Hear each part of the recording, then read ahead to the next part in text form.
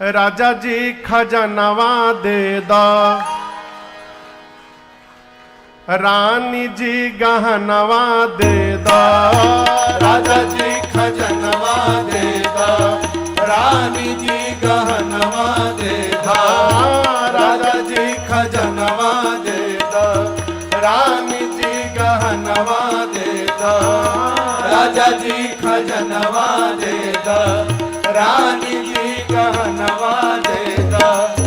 बाजीना बजीरा ऐसे हीरा रतनवा दे दा। राजा जी खजनवा दे दा, रानी जी गहनवा दे दा। राजा जी खजनवा दे दा, रानी जी गहनवा दे दा। बाजीना मजीरा ऐसे हीरा रतनवा दे दा। राजा जी खजनवा दे दा, रानी जी गहनवा दे दा। राजा जी खजनवा दे दा, रानी जी गहनवा दे दा। महाराज बोले कौन सा गहना चाहिए? बोली हल्का हंसुली काड़ा छाड़ा, बाजू बंद झुमका डाड़ा। हल्का हंसुली काड़ा छाड़ा, बाजू बंद झुमका डाड़ा। हल्का हंसुली काड़ा छाड़ा, बाजू बंद झुमका डाड़ा। हल्का हंसुली काड़ा छाड़ा, बाजू बंद झुमका डाड़ा। ये आर बनवाय अपनी करके रनवा दे दा। राजा जी खजनवा दे दा, रानी जी गहनवा दे दा। राजा जी खजनवा दे दा, रानी जी गहनवा दे दा। ये और मनवा अपनी करके रनवा दे दा। राजा जी खजनवा दे दा, रानी जी गहनवा दे दा। राजा जी खजनवा दे दा, रानी जी गहनवा दे दा। महाराज बोले बहुत सुंदर। दूसरी दासी से पूछे आपको क्या चाहिए? वो बोली पाँव के पैजनिया दे दा, कमर कर धनिया दे दा। पाँव के पैजनिया दे दा, कमर कर धनिया दे दा। पाँव के पैजनिया दे दा, कमर कर धनिया दे दा। पाँव के पैजनिया दे दा, कमर कर धनिया दे दा। इहे बाप चरवा अपने करके कगनवा दे दा। राजा जी खजनवा दे दा, रानी जी गहनवा दे दा। राजा जी खजनवा दे दा, रानी जी गहनवा दे दा। इहे बाप चरवा अपनी करके कगनवा दे दा। राजा जी खजनवा दे दा, रानी जी गहनवा दे दा। राजा जी खजनवा दे दा, रानी जी गहनवा दे दा। देखिए खजाना मिल गया हमको। एक दासी से महाराज बोले आपको क्या चाहिए? वो बोली अरे हमारा तो कुछ ना चाहिए, है इच्छा मनवा माही। हमारा तो कुछ ना चाहिए, है इच्छा मनवा माही। हमारा तो कुछ ना चाहिए, है इच्छा मनवा माही। हमारा तो कुछ ना चाहिए, है इच्छा मनवा माही। इहे बास पनवा अपनी गोदी के ललनवा दे दा। राजा जी खजनवा दे दा, रानी जी गहनवा दे दा। राजा जी खजनवा दे दा, रानी जी गहनवा दे दा। राजा जी खजनवा दे दा, रानी जी गहनवा दे दा। बोलिए रामलला सरकार की जय। बैठिए बैठिए बैठिए। दासी ने कहा महाराज बधाई हो बधाई हो बधाई हो बधाई हो बधाई हो। किस बात की? दासी ने कहा महाराज कैकेयी जी ने एक और सुमित्रा जी ने 2 पुत्रों को जन्म दे दिया।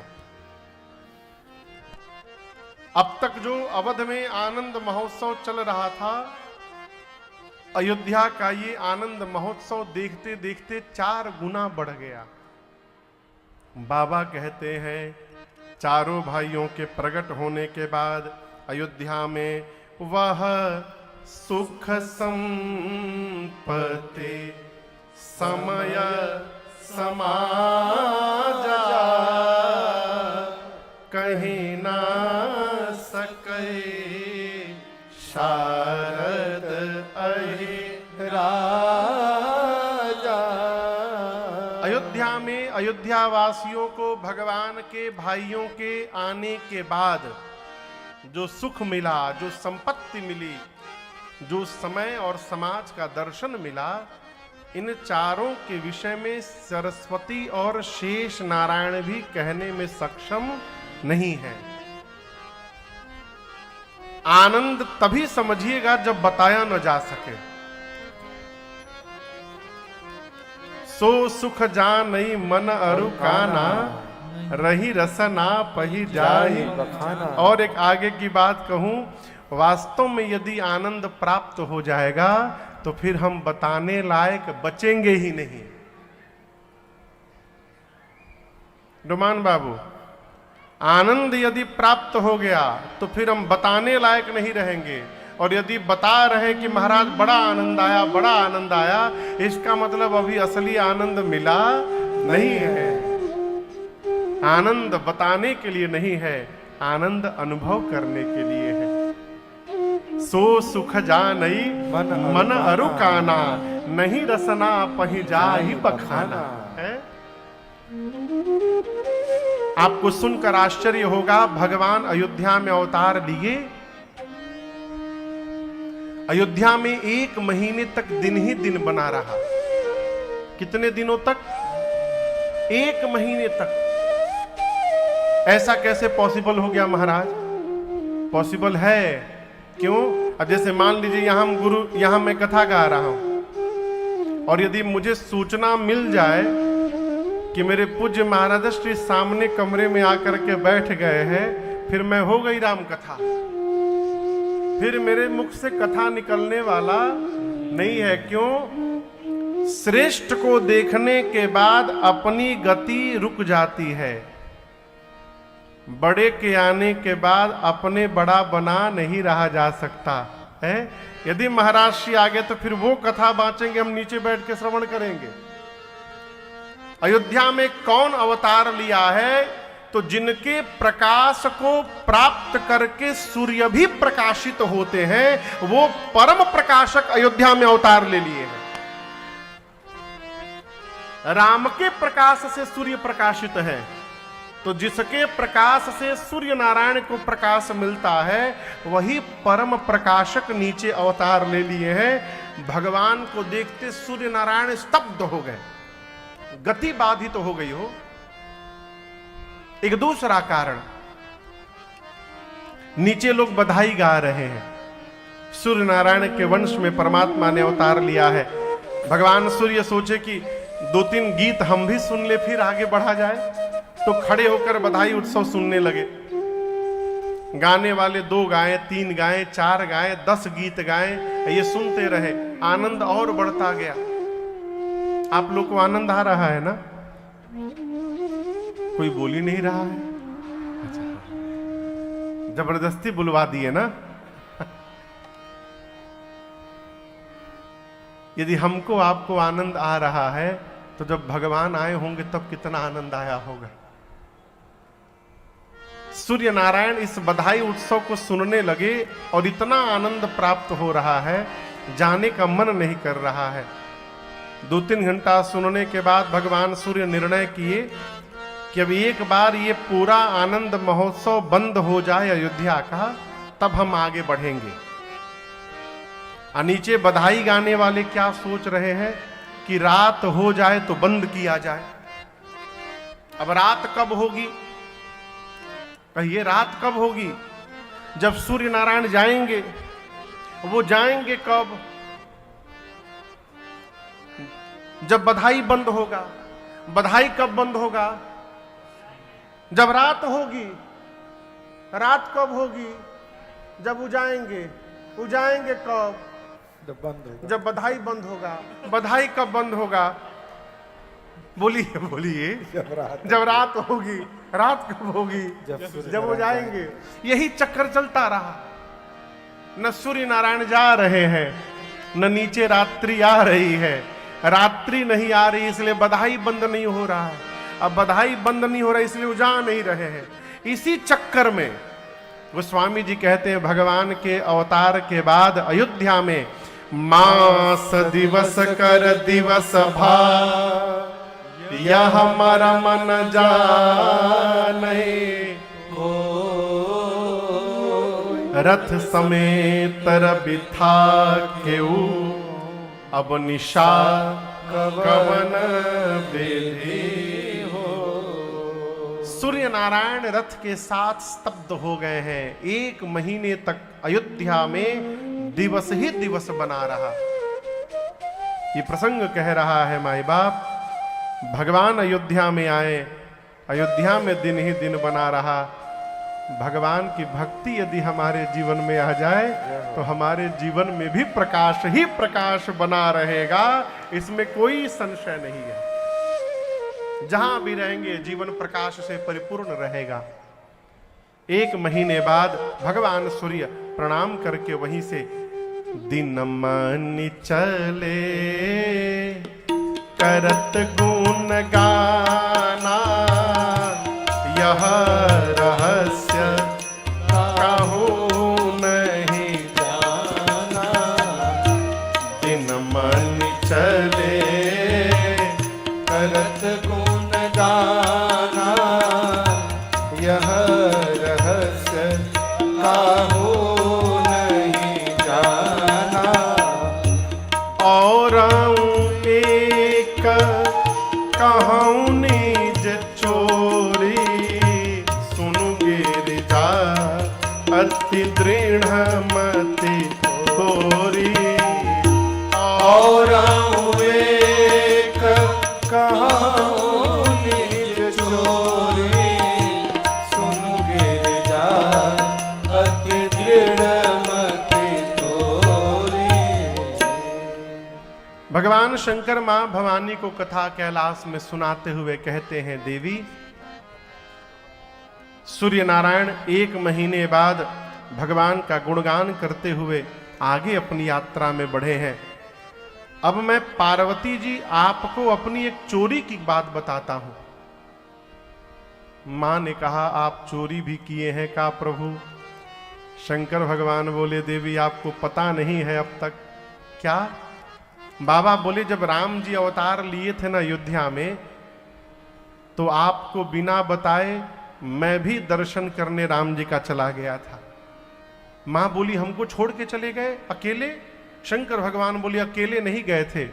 फिर काग भुषुंडी संग हम दो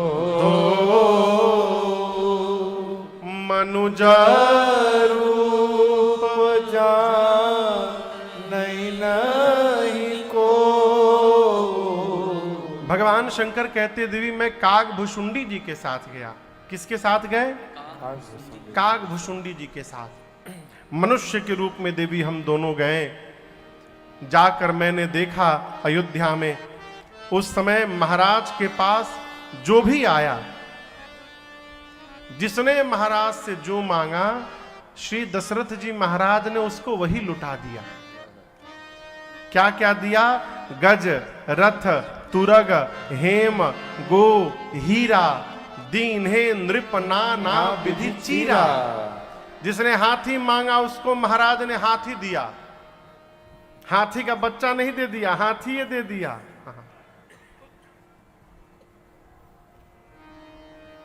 जिसने रथ मांगा उसको रथ दिया, जिसने घोड़ा मांगा घोड़ा दिया, जिसने गौ मांगा महाराज ने उसको गौ दिया है, जिसने रत्न हीरे मोती मांगे उसको रत्न दिया, सोना चांदी दिया, जिसने महाराज से वस्त्र मांगा महाराज ने उसको वस्त्र दिया।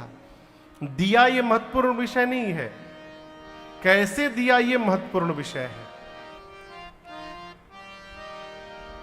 महाराज ने दिया ये विषय नहीं है, कैसे दिया ये विषय है। कैसे दिया, गोस्वामी जी कहते हैं महाराज ने इतना दिया कि मांगने वाले संतुष्ट हो गए।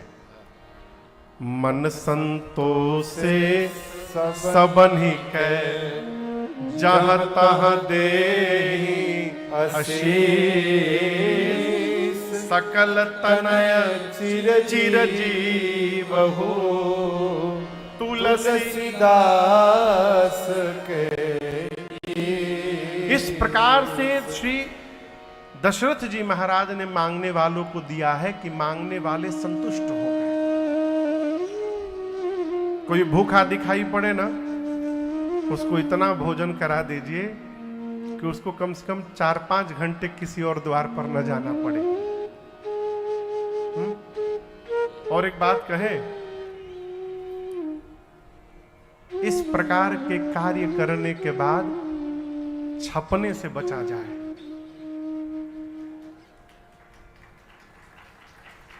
आप समझ रहे मेरी बात को?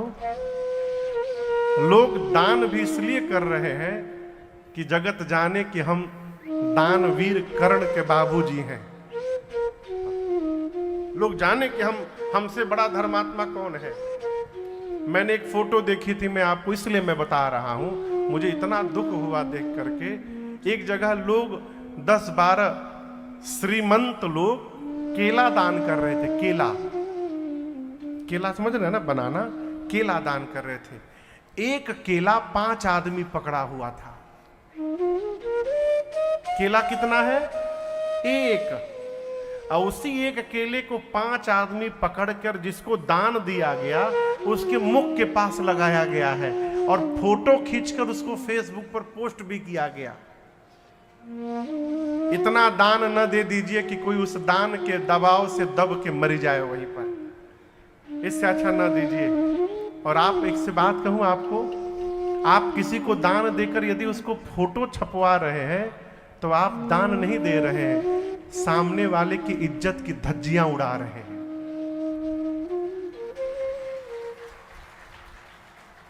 जीवन में कब किसकी स्थिति परिस्थिति करवट ले जाए हो कोई नहीं जानता।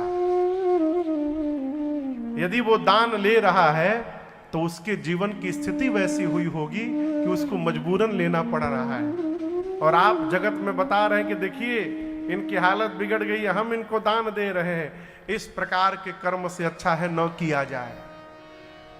दान दीजिए। कहा गया है कि दाहिना हाथ दे तो बाएं हाथ को न पता चले। वर्तमान में क्या है, आदमी देता बाद में है, प्रचार पहले हो जाता है। इसलिए ये दान कलिकाल में प्रगटचारी पद धर्म के, गोस्वामी जी मानस में कहते हैं, प्रगटचारी पद धर्म के कलिमहु एक प्रधान, जेन केन विधि दीने दान करे कल्याण। धर्म के 4 पद हैं। पद मने पांव। कितने पांव हैं? 4। जोर से बोलिए। चौकी देखें, चौकी में 4 पाए होते हैं। उसी प्रकार धर्म के 4 पांव हैं। क्या है? सत्य, बोलते जाइए, सत्य, तप, दया और दान। ये धर्म के 4 चरण हैं, सत्य, तप, दया और दान। सतयुग में धर्म के चारों पांव सुरक्षित थे। कौन से युग में? सतयुग में धर्म के चारों पांव थे। सत्य भी था उस समय, सतयुग था, तपस्या भी थी, लोग हजारों हजार वर्ष तपस्या करते थे, दया भी था और दान पुण्य भी था। सतयुग के बाद त्रेता जब आया तो त्रेता में धर्म का एक पांव विलुप्त हो गया, सत्य समाप्त हो गया, तप, दया और दान, धर्म केवल 3 पांव पर खड़ा रहा त्रेता में। त्रेता के बाद द्वापर युग आया। द्वापर में आते आते एक पांव और समाप्त हो गया तपस्या का। सत्य तप समाप्त हो गए, दया और दान बचा रहा। अभी हम और आप जिस युग में है ये कलयुग है। कलिकाल में गोस्वामी जी कहते हैं प्रगट चारि पद धर्म के परंतु कलिमहु एक प्रधान। कलिकाल में केवल एक ही प्रधान पांव बचा है, क्या? दान। सत्य तप दया तो भगवान मालिक है, दान बचा है। गोस्वामी जी कहते हैं जेन केन विधि कीन है, जैसे भी करिए दान यदि हो रहा है तो वो दान हमारा कल्याण करेगा। और देखिए देना ये संपन्नता से नहीं आ सकता। विवे दान शक्तिश्च, वैभव होने पर देने की शक्ति, भोजन करने के बाद पचाने की शक्ति, और संसार में गति करने की शक्ति, ये कम तपस्या का परिणाम नहीं है। ये जन्म जन्मांतर तपस्या हो तब जाकर होने के बाद देने का स्वभाव बनता है। ये सामान्य घटना ना समझिएगा। यदि इस देने का स्वभाव है तो जीव अभाव में भी दे सकता है। मैं आपको घटना सुनाऊं, हमारे ये सत्य घटना है। हमारे श्रीधाम अयोध्या जी में एक आश्रम पर भंडारा चल रहा था। सुरेश बाबू, क्या चल रहा था? भंडारा। भंडारा। तो लोग भंडारे में अपने अपने पितरों के नाम से कह रहे थे महाराज जी ये हमारे बाबा जी के नाम से ये रखिए 50,000 रुपया भंडारा में लगा दीजिएगा। कोई 1 लाख दे रहा है, कोई 2 लाख दे रहा है। हजारों संतों का भंडारा चल रहा है। वहीं एक माई पहुंची, माई, बूढ़ी माई जो घूम घूम कर भोजन करती थी। आकर महात्मा, ये सत्य घटना सुना रहा हूं मैं आपको, आकर श्री महंत जी से बोली सरकार मैं भी अपने पितरों के नाम से भंडारा कराना चाहती हूं, हो जाएगा? महाराज बोले अवश्य होगा, पैसा लगेगा उसका, लाओ पैसा दो। तो माई अपने साड़ी के यहाँ गांठ में से खोल करके और 5 रुपए का सिक्का निकाल करके महात्मा जी के हाथ में रख दी। महात्मा जी बोली ये क्या है? बोली महाराज मेरे पास कुल संपत्ति के रूप में यही 5 रुपया है। महात्मा जी लिए, बोले ठीक है तुम्हारे पितरों के नाम से भी भंडारा होगा। तो महंत जी के शिष्य पीछे खड़े थे। शिष्य हंसने लगे, कहे महाराज 5 रुपए में कौन सा भंडारा होगा? महाराज बोले 5 रुपए में ही भंडारा होगा माई का। जाओ और इस 5 रुपए का रामरस लेकर के आओ। रामरस समझते हैं? साधु शाही में नमक को रामरस कहते हैं। क्या व्यास जी? नमक को क्या कहते हैं? रामरस। रामरस। महात्मा जी ने कहा ये 5 रुपए ले जाओ और 5 रुपए का रामरस लेकर आओ, और भंडारे में जितनी सब्जियां बनी हैं और जो जो दाल बना है उन सब में उस राम रस को डाल दो। उन सब्जियों में माई का भी नमक चला जाएगा और माई के नाम का भंडारा हो जाएगा। ये क्या है? देने का स्वभाव है। स्वभाव रहेगा अभाव में भी निकलेगा, स्वभाव नहीं रहेगा फिर तो भगवान ने मालिक है। और देखिए जो जितना दबा के रखता है भगवान उसके लिए ऐसी व्यवस्था बनाते हैं, एक ही झटके में निकल जाते, एक ही झटके में। एक सेठ जी थे,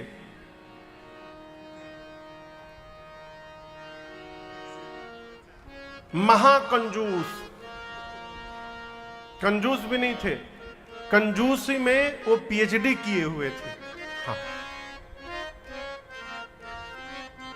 घर में जब पूजन करते थे ना तो दरवाजा बंद करके लाइट ऑफ करके सारे कपड़े उतार करके बैठ के पूजा करते थे। तो उनके मैनेजर ने पूछा सेठ जी ये कौन सी प्रथा है पूजा की?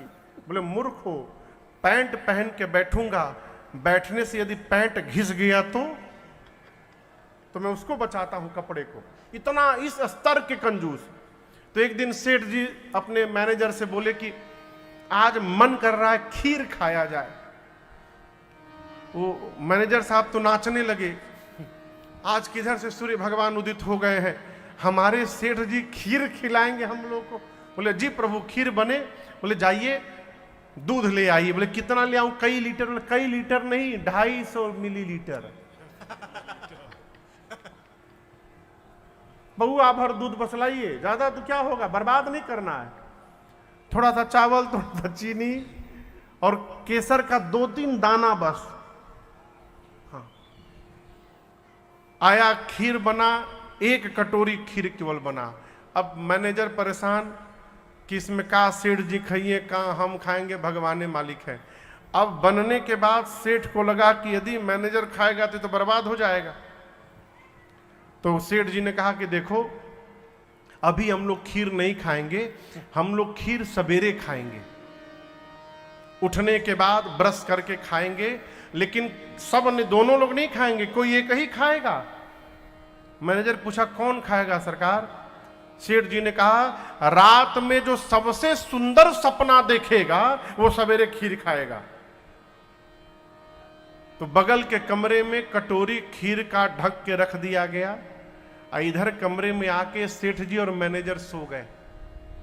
सवेरा हुआ, दोनों लोग उठे, मुंह धोए, ब्रश व्रश हुआ।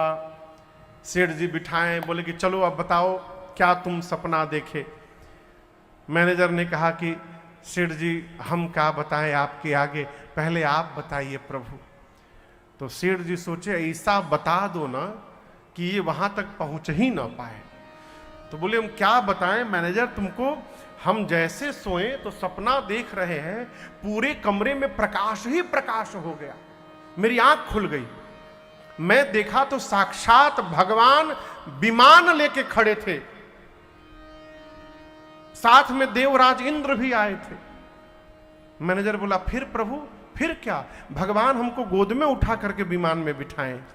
फिर गाड़ी विमान गया इंद्रलोक, भगवान हमको और इंद्र पूरा इंद्रलोक का दर्शन कराए। वो बाग, ये मेवा पकवान, ऐसा खाना वैसा खाना, वो मैंने सेठ अपने जाने में जितना बना सकता था बनाया। सुनाने के बाद बोला अब इससे सुंदर सपना ये क्या सुनाएंगे? बोले मैनेजर अब तुम सुनाओ। मैनेजर हाथ जोड़कर बोला सरकार गरीब आदमी का सपना भी गरीब होता है। आपके सपने में तो भगवान आ गए थे, इंद्र आ गए थे। मेरे सपने में काला कलूटा मोटा तगड़ा आदमी पहलवान जैसा आ गया। बोला फिर?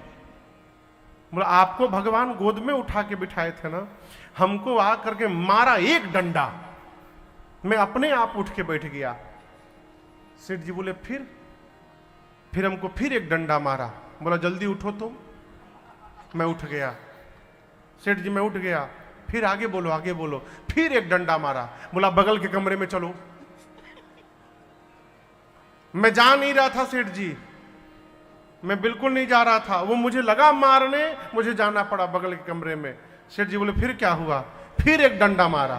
बोला जल्दी कटोरी उठाओ, अब पूरा खीर खा जाओ। मैं खा नहीं रहा था सेठ जी। बोला मार डालूंगा नहीं खाओगे तो मुझे मजबूरी बस खाना पड़ा। सेठ बोले तुम खा लिए, अब मरता क्या ना करता, मैं खा लिया।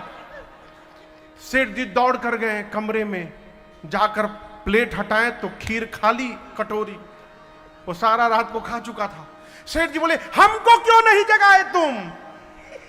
बोला कैसे जगाऊं, आप तो इंद्रासन में गए थे इंद्रलोक दर्शन करने।